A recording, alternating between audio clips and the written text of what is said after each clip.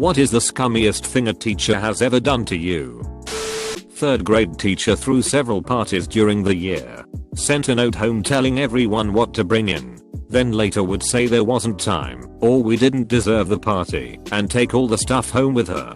It was many years before I realized how wrong that was.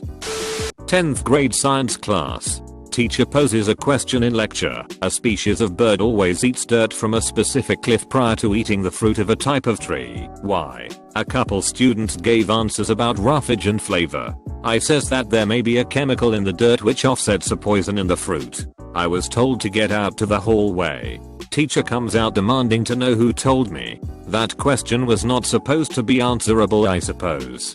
He had planned to spend a couple classes on the subject before revealing the answer and how the scientists arrived at it. He tried to get me suspended. Given the element mentioned, it seemed the only logical conclusion.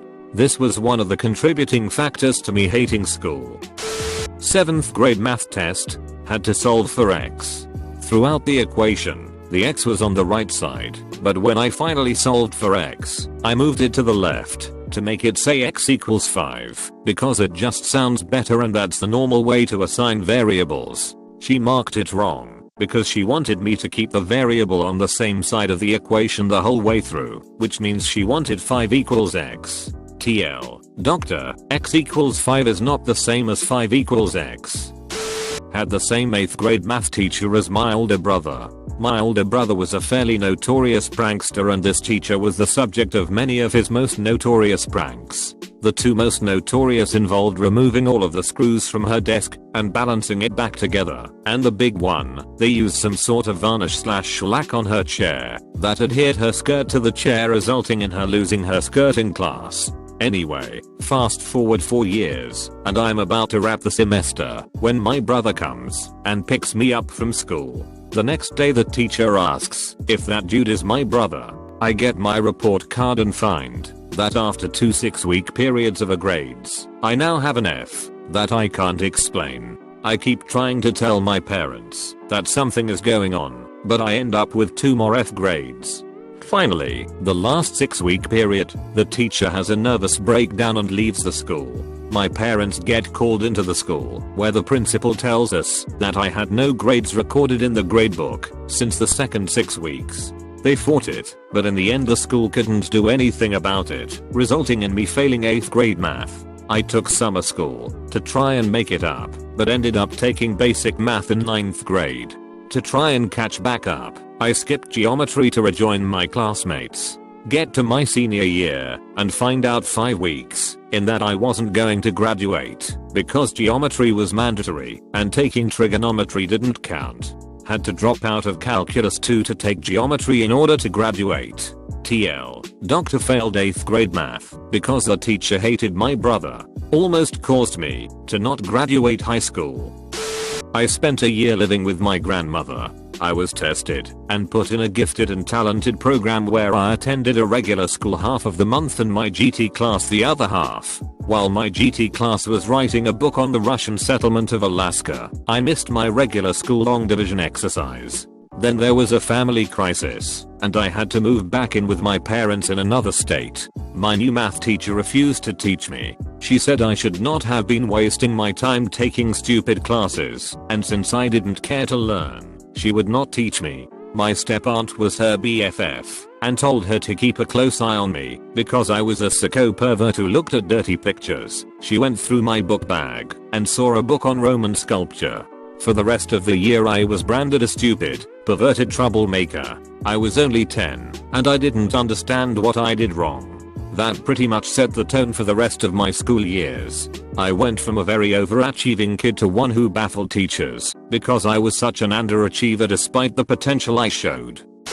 I made a tornado chamber in my freshman year of high school for a project. It was by far the best in-class demonstration anyone had made, and was fun to play with. I left it in a media room for my teacher to use to demonstrate and gave me full credit for building it. After he was done using it, he told me I could take it home, but it was stolen by another teacher before I could take it home. The teacher rubbed my markered name off of it and used it in her class, taking full credit for something she built. I eventually got it back, but the other teacher clung to her lie and insisted it was hers. Drafting teacher hated me, picked on me, pointed me out regularly, derided me. Not oppressively, but it was obvious to everyone in the class that I was the one he wished wasn't there. Finally, about 3/4 through the school year, he finally asked me what he'd been wanting to ask me the whole time. Why are you taking drafting in the first place? You just want to be a professional violinist. I was dumbstruck. I played violin and stand-up bass, but I wasn't fooled into believing I could ever be a professional at either. When I asked him where he got that idea, he told me that I'd said so on the questionnaire he passed out at the start of the year. I told him I'd never said such a thing and that he should reread the form. He puffed up, yelled something about how he'd do just that. He stomped into his office, jerked open his filing cabinet, pulled out a paper and read it for a moment. He then slammed his office door and we didn't see him for the rest of class. I won. I failed a paper because the teacher told me my opinion was wrong. We were doing an essay on Stalin and authoritarianism and I decided to try to defend authoritarianism for a challenge, and while the resultant paper was not the best, it deserved to pass. When I talked to my teacher about the grade, she told me that I couldn't morally justify authoritarianism in any way, no matter what justifications I had used, economic, social, etc. And therefore my opinion was wrong. I couldn't do anything about it either, as she was the department head for that subject in my school. Took a class called Industrial Arts in junior high. We built birdhouses, wired simple electrical systems, etc. Male teacher calls me out on the first day, points to me, and tells the class that I don't belong there because I'm female, blonde, and left-handed, gives me a D on all my projects just because, and made fun of me daily. Upside, I learned not to take that crap and had the principal walk with me to his office to review the grade, changed to a B. Senior English teacher. This woman was a notorious witch, and I didn't even need to take the class. I just wanted to because it was Shakespeare. We had to write a massive research paper on one of his plays. This was probably the longest paper I had to write in high school, about 30 pages. So I slaved away 4 weeks, and I made sure my citations were perfect. Our school was anal about that. I came up with a pretty cool analysis of Othello, or at least I thought. Knowing how this woman graded, I felt very confident that I could pull off a B. She refused to give A's. I hand in the paper, proud. I get the paper back, and it's an F. In a rage I pull her aside and give her the WTF. She says that I plagiarized. I said I did no such thing. She then claims there isn't a citation after every single sentence. To which I reply, how do I cite my own ideas? She said as a high school student I wasn't qualified to make those assertions, and so I most certainly plagiarized the whole thing. If my only source was Othello, and the 4 acquired sources, who I used to back up my analysis, who I cited correctly, how in the hell am I plagiarizing? I tried to have the English department chair read the paper. She said the paper was very good, but she couldn't force the witch to change the grade. The witch said I was lucky she didn't have me suspended or expelled. This was pre-Google, so I didn't have any way to prove that these words were in fact my own, and that I wasn't stealing an idea. I was livid. That was scummy, and instead of encouraging someone to think for themselves, you punish them severely for trying. I'm going to recount the story that my 9th grade algebra teacher told us once. He said this ended up being one of the defining moments that made him want to become a good teacher. He was an amazing teacher, truth be told. When he was in early elementary school he was coloring a penguin. He liked to take his time with his coloring and decided that he would make a purple penguin. He began coloring it in with tiny circles that put together would end up with a neat pattern once he was finished. His teacher came over to him and asked him why he was coloring so slowly. He just kept at his penguin and ignored her. A few moments later the teacher came back and decided he needed help with his penguin because he wasn't finished yet. She grabbed a black crayon and just scribbled all over the penguin really quickly for him, annoyed that he wasn't finished yet. The teacher then stared at him expecting a thanks and gave him a smile like she just did him a great favor. He just stared, unbelieving at this teacher ruining his work, and started crying. He says that one encounter has shaped the way he interacts with his students, and he will never forget that incident as long as he lives. Sometimes the scummiest thing you can do to a kid seems like the most insignificant thing to an adult. Remember that when dealing with children. 8th grade math teacher accused, and then charged, and brought to court, me and a friend with assault and battery with intent to harm or kill, because we sprayed non-toxic Windex into a styrofoam cup that held the board markers. Apparently we were trying to kill her. We had to go to court and everything. Got suspended etc. and dealt with the stigma as the girls who tried to kill the teacher for the rest of our years in that town. Luckily, the judge thought it was insane and dismissed it immediately since there was no evidence.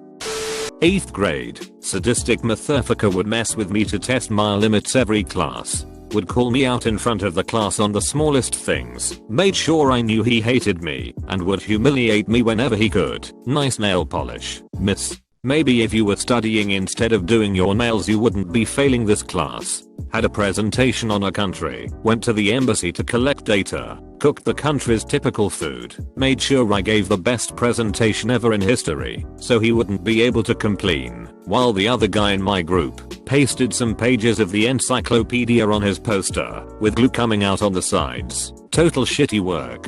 Grade time, he decided to say the grades out loud, not before making a speech on how he won't change the grades, and that no one should bother questioning them. Encyclopedia guy gets a 98% and I get a 56%. I burst into tears. He starts laughing out loud. In front of the whole class. Someone is sensitive today. Don't worry, you still have one more presentation to go. Maybe you can do better next time and there will be no need for tears. Parents were involved. I hated eating meat growing up, but at lunch you weren't allowed to go outside until you finished your whole plate. In order to go to recess I traded all of my meat dish. Honestly have no idea what it was, for other students fries or potatoes. On one particular day I had a really good haul, and my plate was full of everyone's fries. I went to the counter and got a bunch of salt and poured it all over my fries. While doing so the mean teacher came over and said, "Hey, you want to die of a heart attack by the time you're 30? To which I replied, "We all got to die one day," at which point he whacked me in the back of the head really hard as I clutched a solitary fry in my hand. Everyone got quiet and eventually went to recess. I sat at the table crying, was unable to finish the fries, and couldn't go to recess. This was back in 1988 or so. I imagine it probably wouldn't happen today, or would probably result in a ridiculous lawsuit. My high school art teacher pretty much stated outright in front of the class that males are incapable of creating great art, and that she would never give an 80% or higher grade to any male in the class. Thank goodness she was only there for half the semester, with the other half being a tech/design class taught by a different person. In sophomore year, I had a very narcissistic, degrading, and condescending geoscience teacher. Every single day he made everybody's lives hell by yelling at us, not even teaching, and only assigning book work, and telling everyone how we are going to fail in life if we can't even succeed in his class. I tried to get out several times. After many meetings with both the counselor, principal, vice principals, and him, I never got out. I was stuck in that room all year. I was tolerant up until one day in particular. He told me, "You know, with the grades you have you're never going to amount to anything in life." Mind you, I was an average student. A few A's and B's. Lowest grade I had was a C in his class. I responded with, "Oh really? So you're telling me that with the grades I get I'm going to end up like you? Thanks for the motivation." Totally worth the 3-day suspension and lecture from him I got afterwards. Sorry for the wall of text. 11th grade English class. First day of teaching the Crucible. Walk into class and the teacher has the head of discipline in her room with her, and before she starts class she says she has something serious to talk to us about. Apparently a large amount of money was stolen out of her desk the day before. She also had some sort of treasurer job in the administration, and asked the class if they had any info as to who stole the money. One of my classmates who I thought I was friendly with raised her hand and said she saw Bonafire Carl Apps and Ken, my best friend in school, hanging out outside her classroom after school, and that Ken may have gone into the classroom. Then another student raised their hand and said she heard us talking about being able to afford some big purchase now. So now my head is spinning, and I'm starting to have a panic attack, because both of these allegations are completely false. I was very quiet in high school, and stayed out of trouble. I try defending myself, but my voice starts cracking, because I'm so nervous. Then a few of my other classmates start raising their hands, and adding to the story about how they see us hanging out together all the time and we are close friends blah blah blah. So the head of disciple starts leading us out of class, until we get to the door and the teacher tells us to come back in, and sit at our desks. Apparently the teacher pulled the first 2 kids aside before school this morning, and told them to accuse us of stealing, so that she could teach the class a lesson about the hysteria surrounding the Salem witch trial. The other kids were just making stuff up. By this point I'm in a cold sweat, and terrified that I'm getting kicked out of school, just so she can prove a point. I'm now married to a high school English teacher who teaches the Crucible, and I've told her this story, and asked that she please never use this example. TL. Dr. Teacher recreated the Salem witch trials and I almost shit my pants. We had a music theory test in band. Yes, we had tests in band. The day after the test, we all went to our cubbies where we normally receive sheet music, to get our tests back. Everyone's except mine was there. Everyone did terribly. I notice a band teacher with a test in his hand. He proceeds to tell the class that we all did horribly, except me, and since I was able to do the test, there would be no grading curve. Thanks for stabbing me in the back asshole. In 6th grade I was in Catholic school. During religion class we were having a discussion about the Passion of the Christ which came out the year prior. Everyone was praising the movie, so I raised my hand and said, "Mrs. Mahoney, I didn't like Passion of the Christ." She was in shock, and asked why I didn't like it. I responded, the film relied too heavily on the violence. She was so offended that she gave me silent lunch, so I could think about why Mel Gibson made that film in the first place. Basically, I got punished for having a negative opinion on a 2-hour snuff film about Jesus Christ.